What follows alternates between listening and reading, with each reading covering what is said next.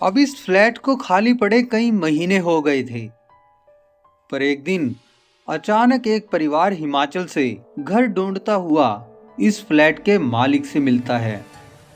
मकान मालिक उनको फ्लैट की चाबी देकर बिल्डिंग के नीचे ये कहकर छोड़ देता है कि अभी मुझे काम है, आप आराम से फ्लैट देखिए और मुझे मेरे घर पर मिल लेना, मुझे ज़रूरी काम है। ये कहकर मकान मालिक जल्दी से वहाँ से निकल जाता है।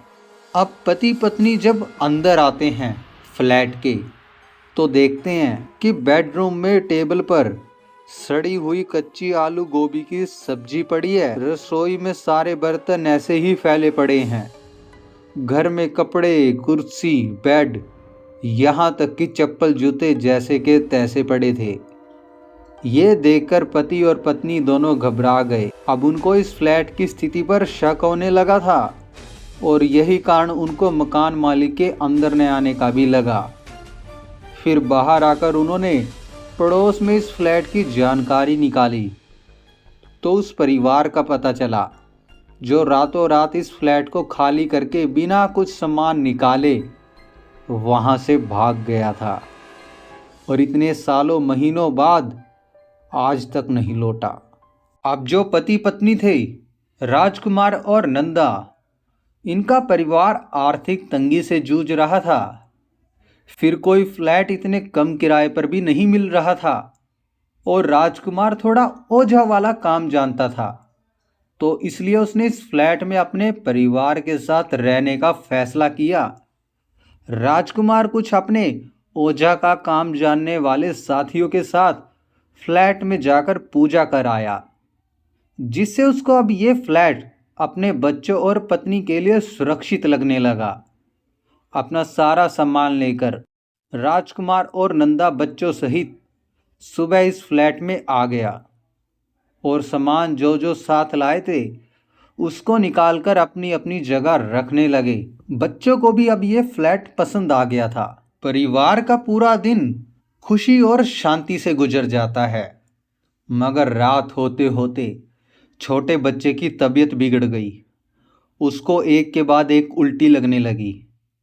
घर में देसी नुस्खे करने के बाद जब छोटे बच्चे सौरभ को बिल्कुल आराम नहीं लगा, तो राजकुमार छोटे बेटे को लेकर अस्पताल में चला गया। नंदा बड़े बेटे गौरव के साथ फ्लैट में ही रुक गई।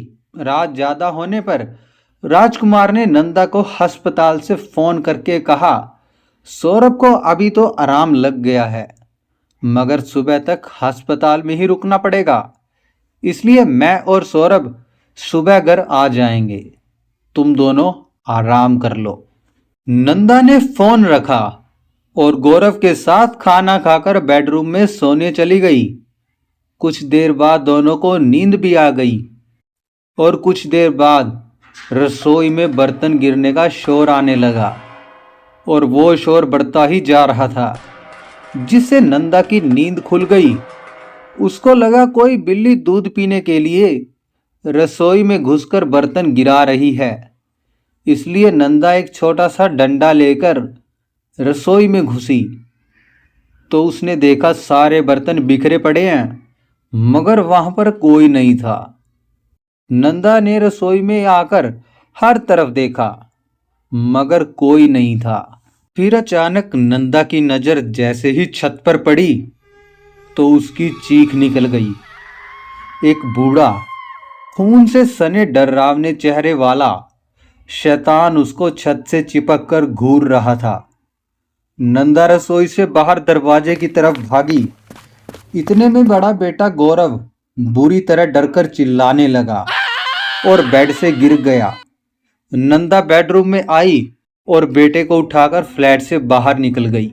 फिर नंदा ने राजकुमार को फोन किया और अभी घर आने को कहा, मगर राजकुमार सौरभ को अकेला छोड़कर नहीं आया। उसने नंदा को फ्लैट में जाने को कहा और सभी लाइट जलाकर जागने को कहा और ये भी कहा कि मैं सुबह जल्दी सौरभ की अस्पताल से छुट्टी कराकर आ जाऊंगा। नंदा इतनी रात को कहाँ जाती, उसको फ्लैट में पड़े अपने सामान की चिंता थी। तो वो डरते हुए भगवान का नाम लेते हुए फ्लैट में आ गई, जहां दरवाजे ऐसे ही खुले पड़े थे जो वो छोड़ के गई थी। उसने अंदर आकर दरवाजे बंद किए और बेटे को लेकर पहले घर की सभी लाइट जलाई, फिर बाहर वाले कमरे में सोफे पर बैठ गई। बेटा सोफे पर सो गया, मगर नंदा जागती रही। कुछ देर बाद बाथरूम में से किसी के नहाने की आवाज आती रही, मगर नंदा की इतनी हिम्मत नहीं थी कि जिससे वो बाथरूम में जाकर देखे आखिर यह आवाज कैसी है। और कुछ देर बाद रसोई से बर्तन जमीन पर गिरने की आवाजें आने लगी।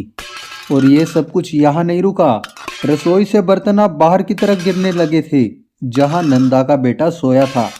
उसके पास बर्तन आकर गिरने लगे तो नंदा ने अपने बेटे को गोदी में उठा लिया और अपनी आंखें बंद करके हनुमान चालीसा का जाप शुरू कर दिया। थोड़ी देर में वहां शांति छा गई। जैसे तैसे नंदा ने वो रात काट ली। राजकुमार भी सुबह दूसरे बेटे को लेकर अस्पताल से घर आ गया था और नंदा ने पिछली रात जो कुछ भी उसके साथ हुआ वो राजकुमार को बता दिया।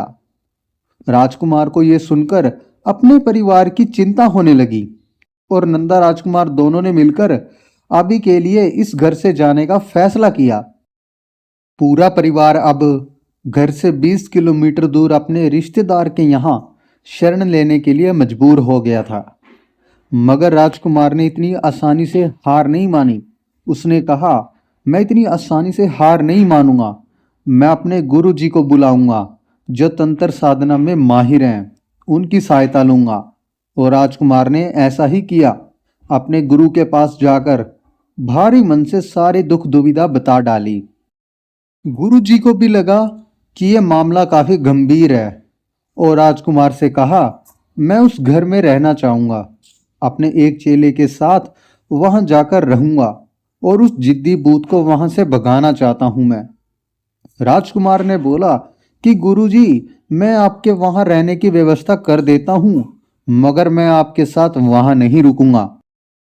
आपको किसी और चेले को साथ ले जाना होगा।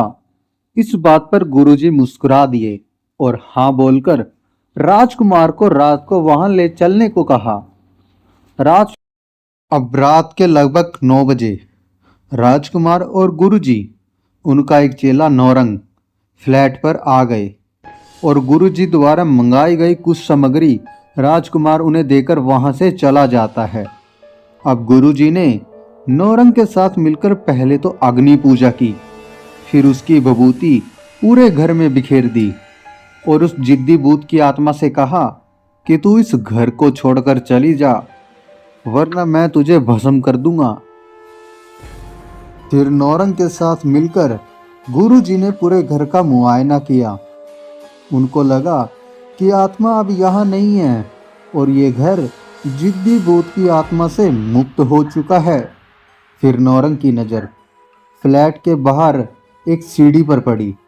उसने देखा कि एक 80 साल का डरावनी शक्ल का बहुत ही छोटे कद का बूढ़ा मैले फटे हुए कपड़े में अपना सर पीट रहा है और कह रहा है कि मुझसे मेरा घर छीन लिया, मैं तुम्हें छोड़ूंगा नहीं।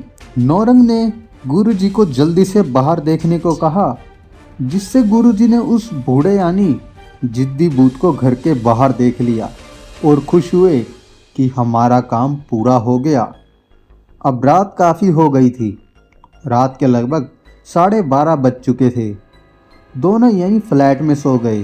गुरु चेला काफ़ी थके होने की वजह से दोनों को जल्दी नींद आ गई और 1 घंटे बाद गुरु जी को अपने दबने का एहसास हुआ, जिससे वो काफ़ी देर से जूझ रहे थे। एकदम उनकी आंख खुली।